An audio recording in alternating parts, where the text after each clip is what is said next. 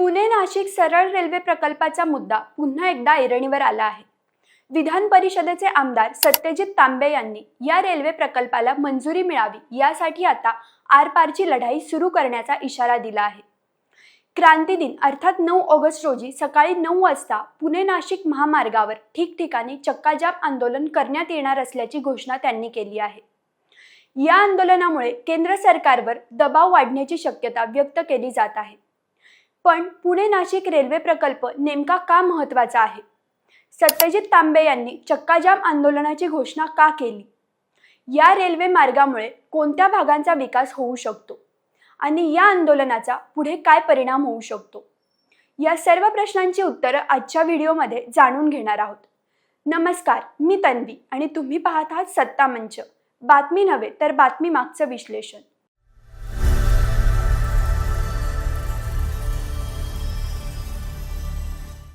चला तर मग मुद्देसूद पाहूया। मुद्दा क्रमांक 1, 9 ऑगस्टला चक्काजाम आंदोलनाची घोषणा। पुणे नाशिक सरळ रेल्वे प्रकल्पाला केंद्र सरकारने तातडीने मंजुरी द्यावी या मागणीसाठी आमदार सत्यजित तांबे यांनी 9 ऑगस्ट क्रांती दिनाच्या दिवशी सकाळी 9 वाजता पुणे नाशिक महामार्गावर ठिकठिकाणी चक्काजाम आंदोलन करण्याची घोषणा केली आहे। या आंदोलनात नागरिकांनी मोठ्या संख्येने सहभागी व्हावं असं आवाहनही त्यांनी केलं आहे। मुद्दा क्रमांक 2, रेल्वे प्रकल्प इतका महत्त्वाचा का? सत्यजित तांबे यांच्या मते पुणे नाशिक सरळ रेल्वे मार्ग हा केवळ वाहतुकीचा प्रकल्प नसून उत्तर पुणे, अहिल्यानगर आणि नाशिक जिल्ह्याच्या भविष्यातील विकासाचा पाया आहे। जर हा मार्ग या भागातून गेला नाही तर पुढील अनेक पिढ्यांसाठी विकासाची मोठी संधी गमावली जाईल। रेल्वेसारखे पायाभूत प्रकल्प वारंवार मंजूर होत नसल्यामुळे हा निर्णय अत्यंत महत्त्वाचा असल्याचं त्यांनी सांगितलं।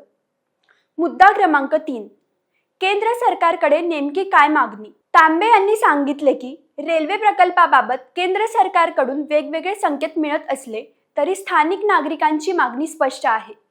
त्यामुळे केवळ आर्थिक गणित न पाहता जनहिताचा विचार करून पुणे नाशिक सरळ रेल्वे मार्गाला मंजुरी द्यावी अशी मागणी त्यांनी केली आहे। मुद्दा क्रमांक 4, महामार्गावरील वाढती वाहतूक कोंडी। पुणे नाशिक महामार्गावरील वाहतूक कोंडी हा गंभीर प्रश्न बनला आहे। 2 ते 2.5 तासांचा प्रवास अनेकदा 6 तासांपर्यंत लांबत असल्याचं तांबे यांनी सांगितलं।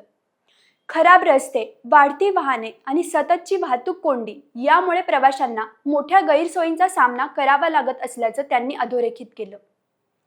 मुद्दा क्रमांक 5, कोणत्या भागांना होणार सर्वाधिक फायदा?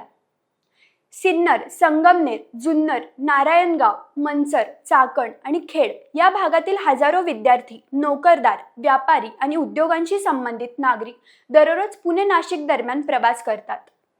सरळ रेल्वे मार्ग झाल्यास या संपूर्ण पट्ट्यातील वाहतुकीचा ताण कमी होईल।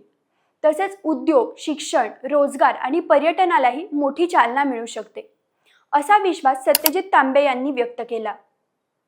मुद्दा क्रमांक 6, नागरिकांना आंदोलनात सहभागी होण्याचं आवाहन। सत्यजित तांबे यांनी सर्वसामान्य नागरिकांना, व्यापाऱ्यांना, विद्यार्थी, शेतकरी आणि विविध संघटनांना या आंदोलनात सहभागी होण्याचं आवाहन केलं आहे। महामार्गावर शक्य असेल त्या ठिकाणी थांबून शांततेत चक्काजाम आंदोलन करण्याचं आवाहन त्यांनी केलं आहे। मुद्दा क्रमांक 7, पुढे काय होणार? 9 ऑगस्टला होणाऱ्या चक्काजाम आंदोलनाकडे आता संपूर्ण उत्तर महाराष्ट्राचं लक्ष लागलं आहे। या आंदोलनाला किती प्रतिसाद मिळतो आणि त्यानंतर केंद्र सरकारकडून या रेल्वे प्रकल्पाबाबत कोणता निर्णय घेतला जातो हे पाहणं महत्त्वाचं ठरणार आहे। या आंदोलनामुळे पुणे नाशिक रेल्वे प्रकल्पाचा मुद्दा पुन्हा राष्ट्रीय पातळीवर चर्चेत येण्याची शक्यता आहे। या संपूर्ण घडामोडीतून 3 महत्त्वाच्या गोष्टी समोर येतात। पहिली गोष्ट, पुणे नाशिक सरळ रेल्वे मार्गाच्या मंजुरीसाठी सत्यजित तांबे यांनी 9 ऑगस्टला चक्काजाम आंदोलनाची घोषणा केली आहे। दुसरी गोष्ट, या रेल्वे मार्गामुळे उत्तर पुणे, अहिल्यानगर आणि नाशिक परिसरातील उद्योग, शिक्षण, रोजगार आणि वाहतुकीला मोठी चालना मिळू शकते असा दावा करण्यात आला आहे। तिसरी गोष्ट, आता या आंदोलनानंतर केंद्र सरकार पुणे नाशिक रेल्वे प्रकल्पाबाबत कोणती भूमिका घेते याकडे संपूर्ण महाराष्ट्राचं लक्ष लागलं आहे। आता तुम्हीच सांगा, तुमच्या मते पुणे नाशिक सरळ रेल्वे मार्गाला तातडीने मंजुरी मिळायला हवी का आणि 9 ऑगस्टचं चक्काजाम आंदोलन सरकारवर दबाव निर्माण करण्यात यशस्वी ठरेल का? तुमचं मत आम्हाला कमेंटमध्ये नक्की कळवा. व्हिडिओ आवडला असेल तर लाईक करा, शेअर करा आणि सत्ता मंच या यूट्यूब चॅनलला सबस्क्राईब करायला विसरू नका.